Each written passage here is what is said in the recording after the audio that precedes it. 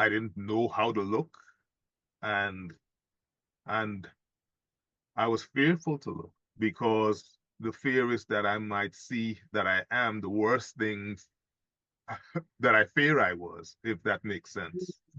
Yeah. That I wasn't what I think I was. Okay. And what I really truly was not good enough.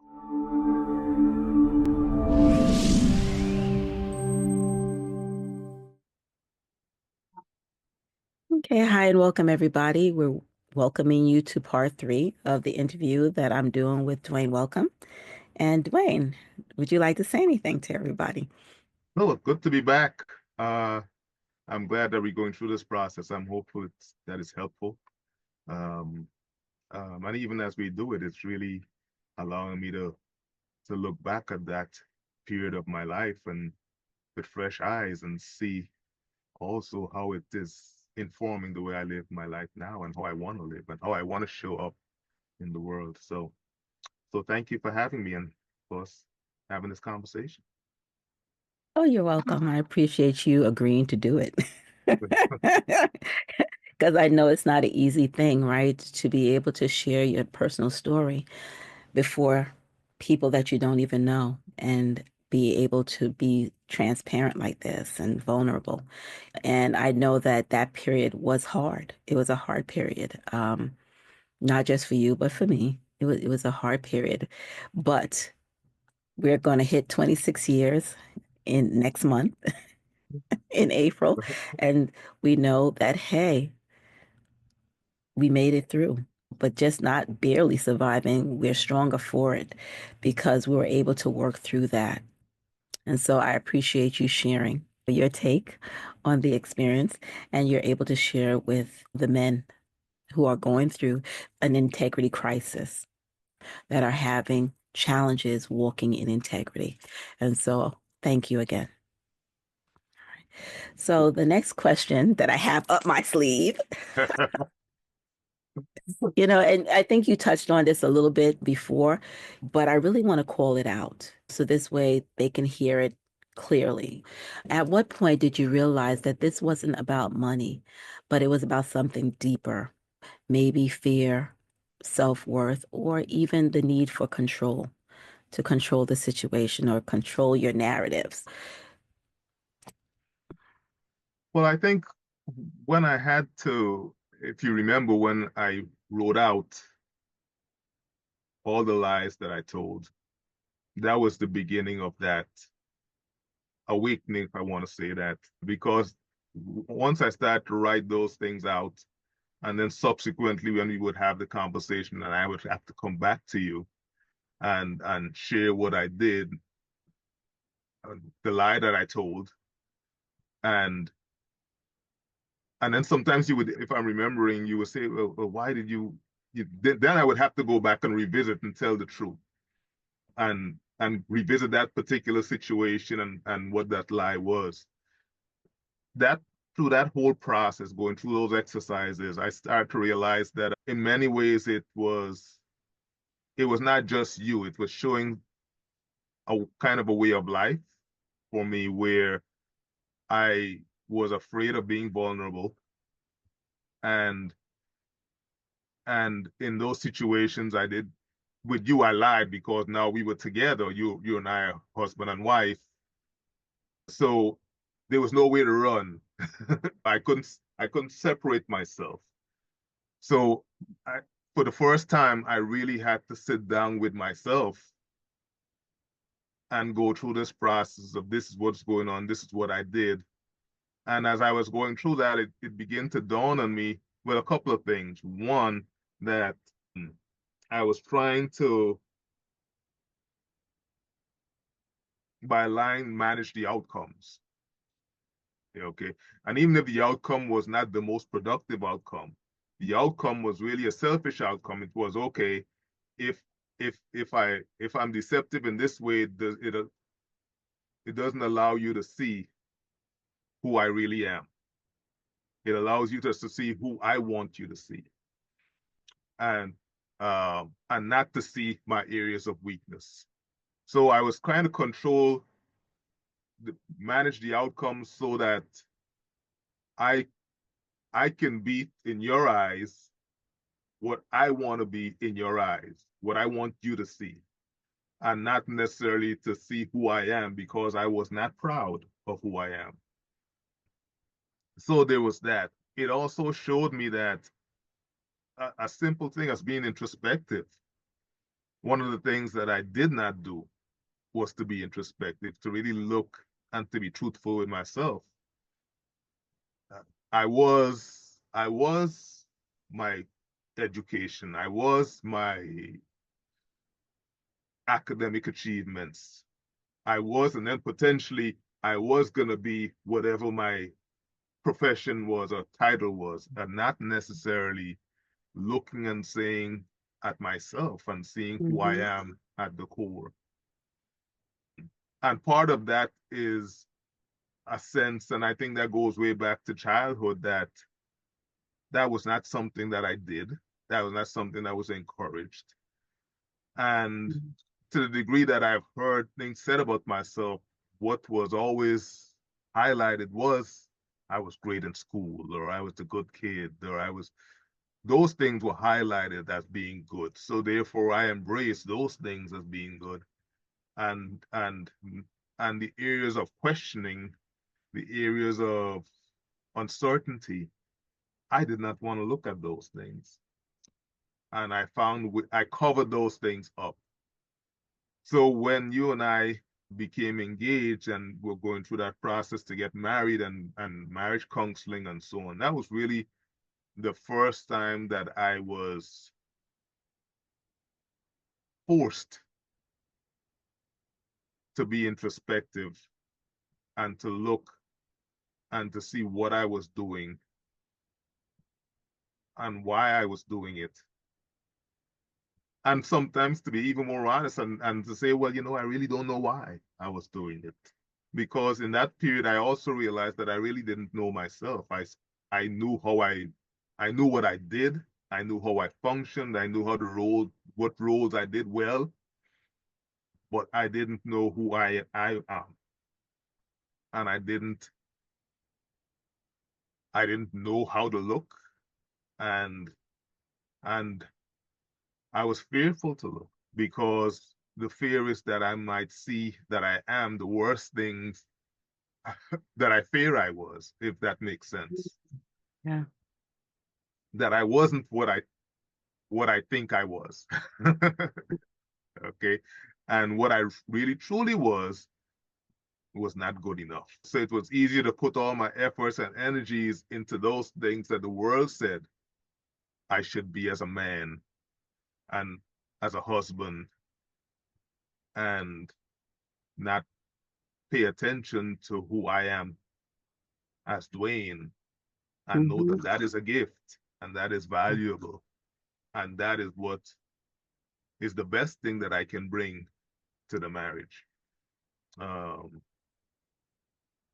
so it was going through that process. It made me have to look internally and and and to be able to say, even in those areas where I am not sure or I don't know, to honestly say I don't know. I don't know why I'm doing this. I don't know what that means. I don't understand it. Uh, and that was difficult. Mm-hmm. It was difficult for me because I didn't have a language to express what I was seeing or feeling. And I also was trained to to have a solution, you know, to be able to Mm-hmm. get the situation and say I don't know and leave it open ended was almost like setting sail without a plan of where I'm gonna land. And then that really comes to that really speaks to faith, like to trust and trust. I hadn't practiced that. So that was a whole dormant muscle that I had not exercised. So it showed also, in addition to that how limited my life was, because I only did those things that I was sure of, and the things that I was vulnerable with, I either covered or avoided. I might even say neglected. So I didn't grow in those areas. So it's limiting. In my profession, we call it choice limiting, right? Where you just work on certain things that takes you in a certain preordained Mhm. conclusion, and I avoided anything else that could upset the plan. Ultimately, that's where life is, right? So, so yes, that was the period when I had to become introspective and then also be vulnerable and then acknowledge that I didn't have all the answers. And then I would add also to revisit, to go back, even in those areas where I thought I had the answers, and and take a second look and to see if what I thought was true was true. And that's a journey. That's a journey that I am on to this day, where I have to look back at certain things as I grow and as I learn and I develop and as my faith increases to look back at certain things, and I'll see that there's pieces to that puzzle that um, are now clearer than it was back then, and to be comfortable with that journey. Michelle, you know as well as I do, when we go driving, when we have to do these road trips, my inclination is to I just want to get there, um, and how it bothers me if I get lost or if I'm driving on a set route that I'm so comfortable with that there's a detour or something like that, how that makes me uncomfortable. you know Yeah. um so this part of my makeup, I want to say, where I like things to be programmed, so to speak. But I've learned so much when I've stepped out about myself, when I've stepped out in faith, not necessarily knowing where the end is going to be, and um, and how much of myself I've discovered. So I know I've gone far afield from the original question, but the original question was when it dawned on me that this is bigger, and that was the actual practice that made me aware of it. But it has since set me on a path where of self-discovery, of areas Hmm. where I can look back and say, well, what I thought was true was not, and also be to be the word I'm searching for is maybe courageous, and step forward into those areas that I'm not sure and explore those, be vulnerable, and when I don't know, be comfortable in saying I don't know. And the other part, the thing that I held on to when I went through that exercise, speaking about truth, was that um, the truth is the truth whether someone believes it or not. So I had to be sure that what I'm saying is truthful. And if you say, well, I don't believe that to be true, and you're not convinced of it, the only question in my head was, well, did I speak the truth? Yep. And I had to be satisfied that I did. Okay. And what I've learned now at my older age is to um the word they use is make room or hold the space for your emotions after hearing what I've said, even if you don't agree with it. But the paramount question for me is, did I speak the truth? um, and um, and that has to be enough. Mhm. So Well, thank you. I'm hearing a little bit of an echo, and so I'm just trying to move this mic off a little bit. There's a couple of things that I would like to highlight that when you embark on the journey of integrity, there is uncertainty. It's unfamiliar terrain. Okay. So you really don't know where you're going to end up and what it's going to bring up. Okay. But that openness, that willingness to actually go into the journey with bravery, with boldness, with courage is important. And also with curiosity, because there's a lot of things that are going to be revealed. And as you lean in with more curiosity, you get to go a little bit deeper, a little bit deeper, and a little bit deeper. And so, are you willing to actually take that journey? Is the question that every man is going to have to ask himself. Am I willing to go into that space? Because it could be terrifying. It could yeah, be it could be very scary because you don't know what you're going to meet and what's going to get unearthed. It's almost like you're going on an archaeological dig. You don't know what you're going to find in there. It could be treasures, but it could be bones. It could be pain. And sorrows and guilt and memories that your brain has suppressed. And so when you embark on this, you really don't know what it is that you're going to be encountering, but you do know that you're going to have more understanding about yourself than what you did before. Okay, because those parts of yourself were locked off. Those parts of yourself might have been dormant. They might have been recessed and held down because they weren't allowed to actually grow. Okay, they weren't allowed to be expressed. And so you're going to get to know yourself a little bit better. Whether or not you want to embrace that part of yourself fully or not, it's going to be a choice that you're going to make when you have the understanding, when you have that awareness. Okay. Or you're going to say something, I recognize this, but I really want to be able to move into this realm here. And so you're going to be able to do that. But you're going to do it from a place of understanding and truthfulness where you're not hiding, where you're not having to pretend. And so that's really very important. It is a process. Okay. Growing in integrity is a process. Okay. And so it requires some patience, patience with yourself and the people that love you as they see you embark on it. Their invitation is for them also to have patience as well, because it's not something like you just snap. Okay. Just like it's a process for children to learn how to walk. Nobody tells your little 1 year old or your couple months, you got to start walking now. You better start walking out. We don't put that kind of pressure on them.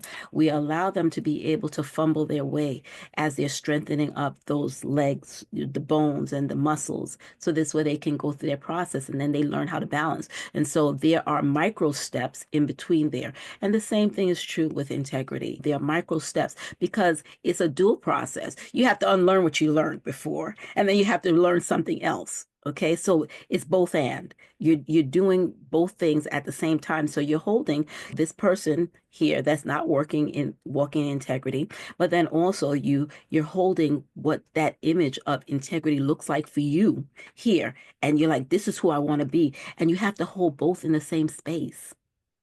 Okay, the awareness of who this one is, okay, and being able to recognize when you actually fall out of alignment with the vision that you have for yourself.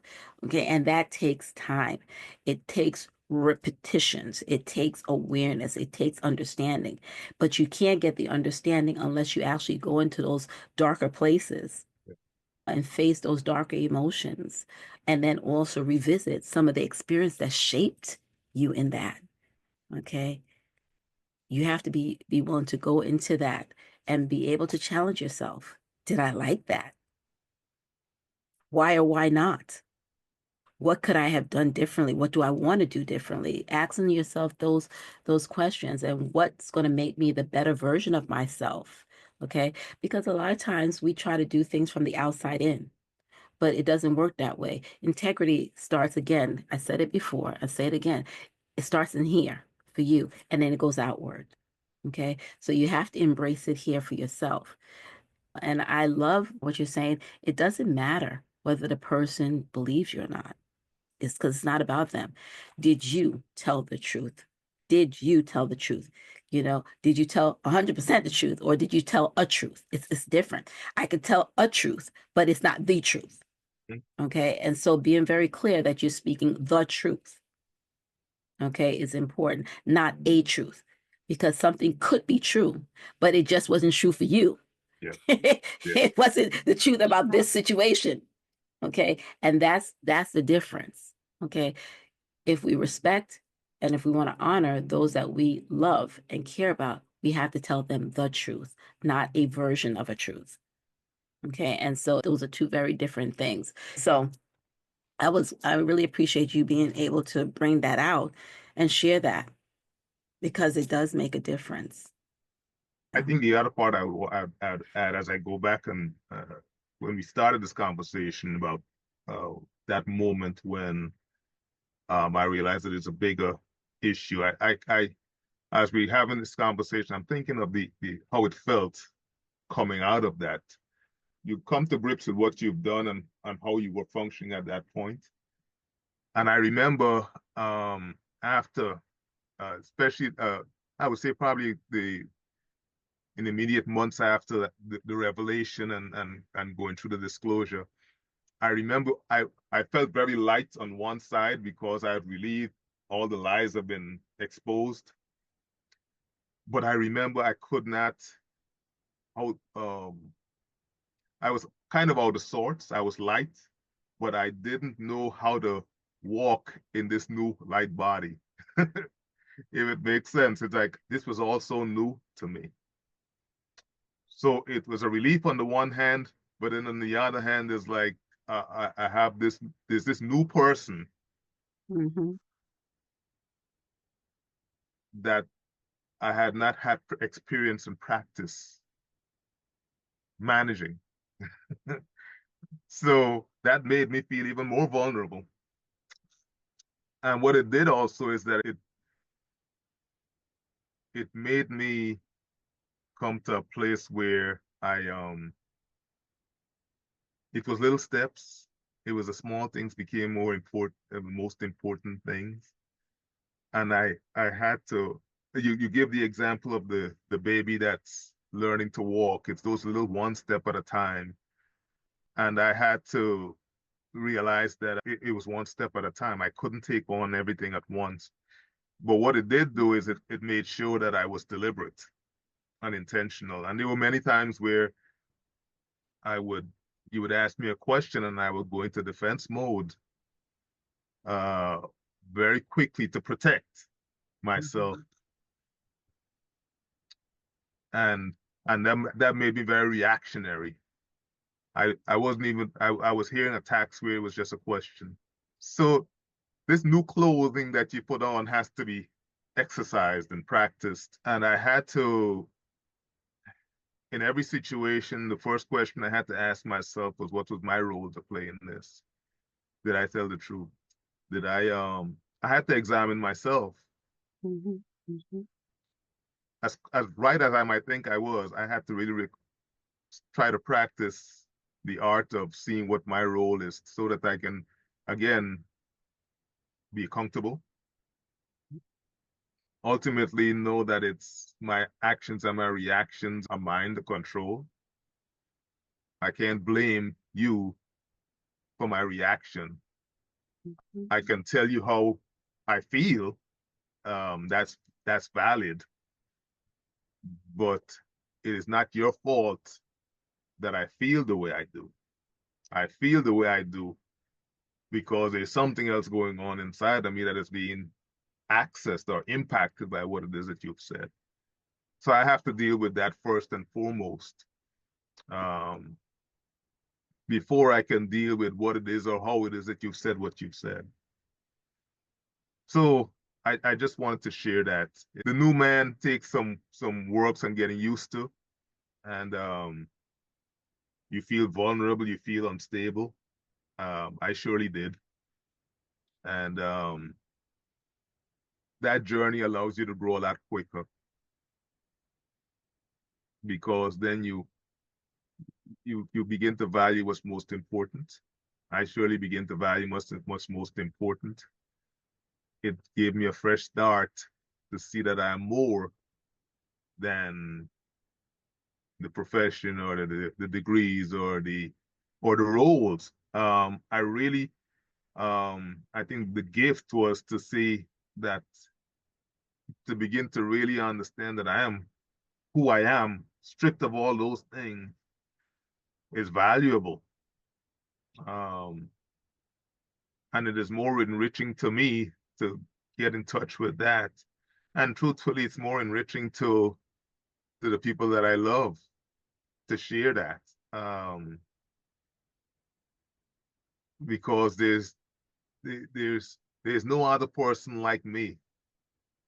So to be able to live that and share that is valuable for someone else, the people around my children, you know, shortly for you to have that insight, because nobody else in your life is going to bring that, and vice versa. Obviously, we're all unique. But it would be a shame if I become a clone of someone else or something else. Then I'm not. I don't know. Then I wouldn't know who I am, and I surely won't be able to share who I am in all my flaws, in all my and all my strengths. So I just wanted to share that. Thank you. You know, as you were speaking, I don't know. I think I have a humorous part that's coming up because this can be very weighty to talk about this, talk about the integrity, talking about the breaches and the impact and stuff. I think it could be very weighty. And I love the Transformers, you know, so yeah, you know, the saying, you know, more than what meets the eye. Yeah, It's like there's so much more to us as individuals if we give ourselves the opportunity to really even get to explore yeah, and get to know ourselves. Because even who we think we are, we're more than that. What people perceive us as, we're more than that.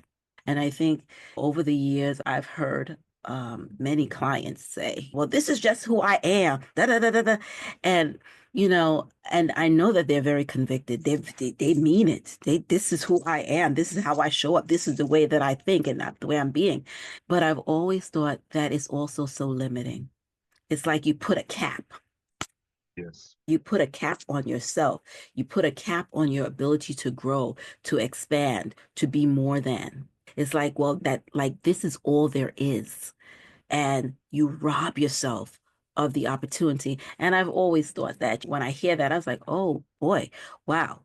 And what I would take away from myself is, but there's so much more to me. yeah, There's so much more to me. And there's so much more that's yet to come for me.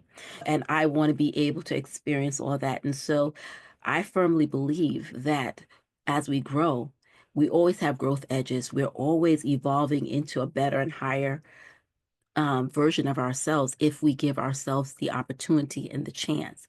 But we can stop it at any point. We have the ability to say, nope, this is it.